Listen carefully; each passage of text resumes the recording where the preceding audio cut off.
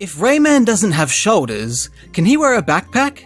If Rayman doesn't have arms, is he allowed to compete in arm wrestling competitions? If Rayman doesn't have knees, how does he kneel to pray for forgiveness for illegally competing in arm wrestling competitions? It's questions like these that keep me coming back to the Rayman series, and even though they never get answered, I always end up having a good time anyway. The Rayman games that I've played so far have all been jolly good fun. The first game was a tough and at times cruel side-scrolling platformer, while the second and third games were simple and enjoyable 3D adventures. They were all games I'd never played before, but the game that's next in line, Rayman Origins, I have played before.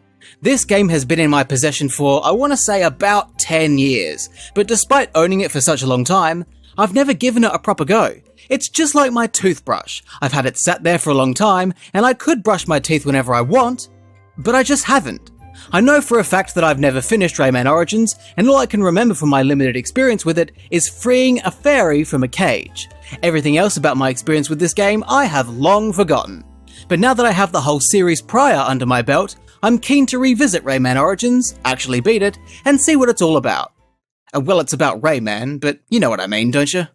The game begins with an opening cutscene. I've always wondered why they call them cutscenes. They never cut anything. Here we witness Rayman and friends relaxing in the Glade of Dreams, with their snoring and scratching and munching coming together to make a surprisingly groovy beat? Was that the right terminology? I don't know much about music other than the fact that it's called music because it amusics people. The sound travels all the way down to a den full of the most disgusting kind of creature in the universe. The elderly.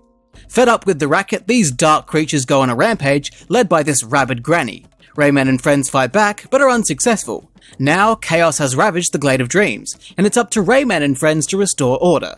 This is all stuff I've inferred, because none of the characters actually said anything. I've sort of had to interpret the scene. But I wasn't really focusing on that. I was mostly spending my time admiring the art style and animation. It was great, everything is colourful and bouncy, and actually kind of funny. It may have been simple, but it was an opening that got me hooked and keen to play. And so the adventure begins. It doesn't take long for you to figure out what approach this game is taking. Those of you with eyes will be able to tell that Rayman Origins is a 2D side-scroller. It has abandoned the 3D direction Raymans 2 and 3 were headed in, and instead opted to go back to the series' origin with a 2D side-scrolling adventure, which is probably why this game is called Rayman Origins. Most people would not bat an eye at this. Side-scroller platformers are pretty common and perfectly normal, like tumours.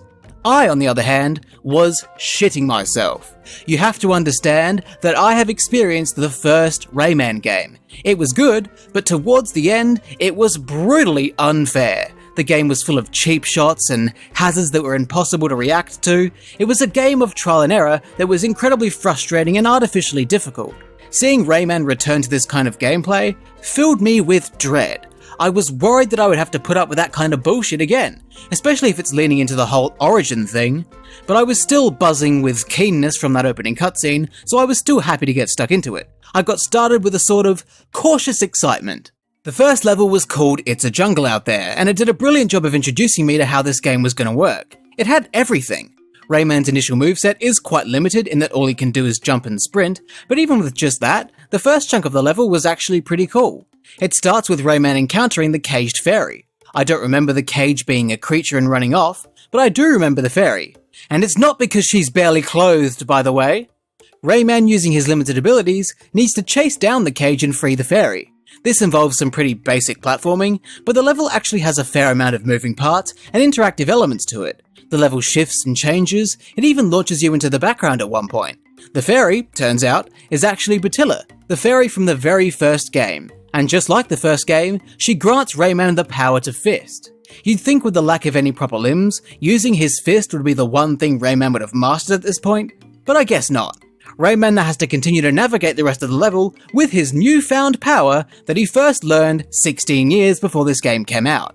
But the rest of the level actually showed me that Origins was going to be way more than just recycling the first game. I learned that Rayman can actually attack in all directions rather than just straight ahead, and I learned that he can wall jump. Knowing the typical format and the patterns this genre of game usually has, I correctly assumed that Rayman would also gain even more abilities as the game progressed by rescuing more half-naked fairies, who, if you combine all their clothes together and wear it, you might have a chance at not being arrested for public indecency. This wasn't just going to be a rehash of the first Rayman game. Sure, it will have lots of references to it, but I could tell that this is going to be so much more, just from the first level. Like how TikTok is much worse than Vine, but a positive, sort of reverse version of that. My impression of Rayman Origins after the first world was really strong, and things only got better and better as the game progressed. There was so much to enjoy and admire. The most important thing is the levels. The levels don't fall into the same traps as the first game. They weren't unfair or flooded with bullshit secrets and paths you'd never figure out because they only appear if you stand at a very specific spot, or anything ridiculous like that. They were fair, focused, and very well designed. They were genuinely amazing. Even the most basic generic levels in this game were fun to play. Rayman controls well, and with all his abilities combined, including attacking, hovering, shrinking, diving, and running up walls, he's a very versatile character to play as. The levels take those abilities and push them to their absolute limits, especially towards the end of the game. Every level offers something different and unique, and sometimes they would do things you would never expect. The third world is an ice world with a focus on food, yet halfway through, it turns into a sweltering hot kitchen, completely changing the hazards and obstacles you're faced with. Some levels focus on wind and updrafts, placing a massive emphasis on Rayman's helicopter hair. Some levels are completely underwater, which this game manages to do really well with Rayman's diving controls. Some levels focus on the wall running ability, which makes the game feel a bit like Sonic. There's just so much going on, and even when the levels aren't specialist in any sort of way, and are more of a standard level, they're still so dynamic and full of so many moving parts and cool concepts. Each level was an absolute joy to play. But what I was happiest and most relieved about was the fact that the game was challenging, but fair. I love a challenge in my platformers. Some of my favourites absolutely kick my ass, but in a way that makes me happy. Considering my past experience with 2D Rayman, it was a genuine concern that this game would kick my ass in a way that makes me angry because of how unfair and cheap it is. In the back of my mind, I was bracing for the game to pick up in difficulty the artificial way, where it would spring in random enemies and hazards out of nowhere and kill you before you even realise what's going on. Like when you stand in a patch of dirt and suddenly you're covered in ants, and you just have to stand there and take it because there's no way you could eat all of them before they eat you.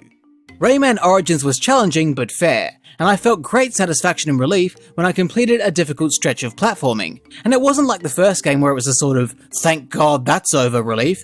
It was a hell yeah I finally beat that tough challenge relief. A triumph.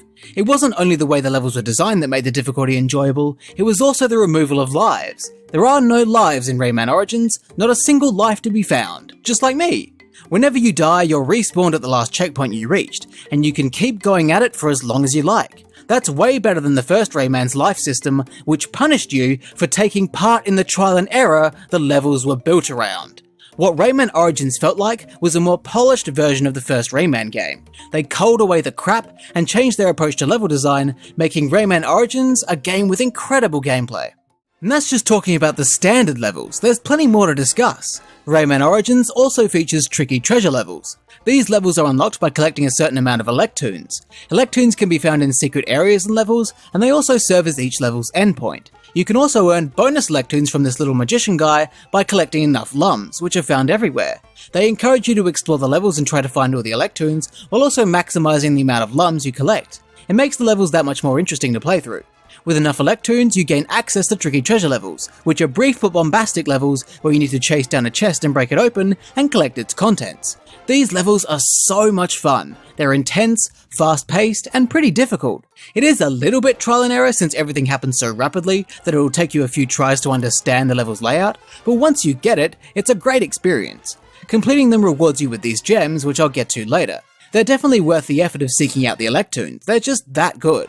The only other level type in Rayman Origins involves the Mosquito. This is a vehicle that appears frequently throughout the game. Vehicles tend to be hit and miss in platformers. I mean, let's be honest, they usually miss. But this Mosquito is one of the few times where I'm actually on board. The Mosquito levels are side-scrolling shooters where you simply have to avoid the obstacles and shoot things to reach the end. It's a simple and fun distraction from the main gameplay, as there aren't too many of them, and they're always a good time when they come up. To be completely honest, I wasn't expecting Rayman Origins to be this consistently good. I don't know why, but I just expected it to be a pretty mediocre game for some reason. I also wasn't expecting the game to be as long as it is. Rayman Origins was unexpectedly massive. As you reach the end of the 5th world, it feels like the end of the game is nigh. You can sense that the finale is approaching. But then suddenly, the fairies mention the 4 kings, and urge Rayman to defeat them so he can progress further. This prompts an extra 4 worlds to appear on the world map, which are extensions of the worlds you've already played through. I've never seen a game do that before, forcing you back into worlds you've already beaten and making them bigger by adding more levels into them. It was strange, but I didn't mind. Not only did it mean there were a whole lot more levels with fun and interesting gameplay to experience, but it also meant that I got to revisit those locations, which I was keen for as well. The presentation in this game is immaculate. The game looks nice with a gorgeous art style, and the music is fantastic too.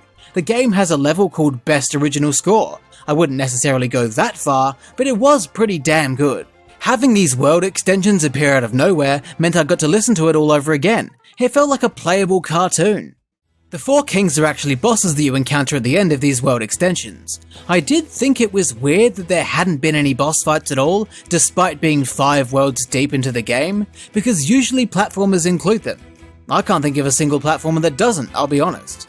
I was keen for the extra levels, but the boss fights I wasn't as keen on. They felt like a return to form for 2D Rayman, and not in a good way. I found that their attacks were impossible to avoid because you simply didn't know what they were going to do, and there was no way you'd be able to tell what they were going to do either. It reminded me heavily of the bosses from the original game, which sucked in the same way. It was that same trial and error that plagued the first game, and it's come back in the form of the 4 kings. It wasn't as bad, I didn't mind fighting them because the problem wasn't as extreme, but it still gave me war flashbacks. Does saying that mean I'm spitting on the graves of the Anzacs? Maybe, but it's how I felt, and I'm sure they would understand. After defeating the 4 kings, Rayman gains access to the final world, which is full of very difficult levels that were a lot of fun to soldier through. It also brought an end to the story. The story, in my opinion, is the weakest part of this game. It's barely told, and the scraps you're left to interpret don't make any sense. I thought the main antagonist of this game was this granny that Rayman and friends pissed off at the very beginning. That's what the cutscene made it seem like. So why is it that in the final moments of the game, it's revealed that this guy is the villain? This is the same little magician we've been giving lums to the whole time. The ending is so confusing. The magician reveals himself as the bad guy, Rayman fights these giant robots, then goes back to the magician where they have a brief dance party. The magician runs off, and Rayman chases him in a really epic, fun and challenging platforming gauntlet, followed up by a mosquito ride where Rayman pursues the magician into this reactor core place. Then, the magician taps this giant orb thing with his ship, causing the entire factory to explode. The explosion causes Rayman and friends to land in the same spot they started in, and they return to that snoring beat they were making at the start, bringing everything full circle. The only problem is, it doesn't bring anything full circle. What did that finale have to do with anything? I thought we were fighting against these creatures from the dark depths of the Glade of Dreams. What does any of that have to do with the magician and his robot factory? How does this resolve the conflict when one half of the conflict wasn't even present? Have I missed something? There were no other cutscenes in the game, so this is all I have to work off of. Even the manual doesn't say anything about it. Here, let me read to you what the manual says about the story. The Glade of Dreams is up in arms again. This idyllic world where there is usually little more to do than eat, sleep, play, and enjoy a friendly fray or two among friends is up to its eyeballs in trouble. It seems Rayman and his heroic gang of hilarious misfits have kicked off a war with just a little snoring. Their nightmarish neighbours from the land of the living dead don't seem to share the same taste in music, and have come to crash the party. Never ones to shy away from a challenge, Rayman and his friends are more than happy to knock these nasty killjoys back to oblivion, especially since it involves saving nymphs, making mischief, and earning fantastic new powers to make even more mischief. And this won't be the first time. As it turns out, the fun-loving creator of the Glade, known as Bubble Dreamer, is a highly sensitive being whose every mood impacts the Glade for good or bad. Rayman has had to beat back the creatures of Bubble Dreamer's nightmares before, and that's what he, Glowbox, and the crafty teensy casters are going to do again before the fabric of the Glade falls to pieces and their entire world fades like a bad dream. No mention of the magician, no mention of the robot factory, no mention of any of this shit that happens in the finale. And it makes even less sense when we consider that we've been giving the magician lums in exchange for electoons the whole time, And his hat is in some levels to give you tips so you can succeed in defeating him, I guess? It doesn't make any sense. In an attempt to actually get some proper closure on this narrative, I used the gems I collected from the tricky treasure levels to unlock the Land of the Living Dead, which is a bonus level that takes place in the home of the villains mentioned in the manual. It's actually a really brutal level that culminated in a boss against this disgusting troll thing. Upon its defeat, I was expecting a cutscene showing that the Land of the Living Dead had been defeated by Rayman and that everything was back to normal. But there wasn't. Turns out this disgusting creature was just another fairy, and after you beat that boss, it ends with a wink and then the credits roll. That didn't give me any closure, I've just ended up with more questions. I know that when it comes to platformers, the story isn't really that important, but it does help. It's a good thing to have. You want to be involved in a good narrative. You want to take down the bad guy. You want to rescue the land in peril. You want to save the world. And when the narrative doesn't resolve in any way, it leaves you with a hollow feeling of confusion. Like, what was the point of any of that if the story doesn't resolve? I especially expect more from the Rayman series. Raymans 2 and 3 had pretty solid stories that were at the forefront of the experience, with cutscenes and characters interacting in all sorts. Even the first Rayman had a half-decent antagonist in Mr. Hat, with a clear mission of reclaiming the Great Protoon, something that I sure would have happened if you bothered to actually finish that game. Rayman Origins feels like a disappointment on that front. It's like my hemorrhoids. It doesn't matter to most, but it matters to me. The ending definitely didn't ruin the game for me though. Rayman Origins was an absolute blast to play, and there's a bunch of extra things in this game that I haven't even mentioned yet. This game features time trials. Similar to the time trials in Crash Bandicoot, the goal is to complete a level from the very beginning without dying as quickly as possible, and if you do it fast enough, you're awarded with a potential Electoon and a trophy. These time trials really highlight just how well designed these levels are, because it shows that they flow well and that everything fits together seamlessly. And it's fun. What I also didn't know about this game is that you can play it co-op with up to 4 people, who can control Glowbox or one of the teensies, and don a whole bunch of skins you unlock by collecting Electoons. I imagine it would be pretty chaotic trying to do these tough platforming levels with 3 other people getting in the way, but it could be fun. You might end up killing each other, but it's a lot easier to concentrate on video games when all your friends are dead, so in the end, it's worth it. Overall, Rayman Origins is an absolutely fantastic game.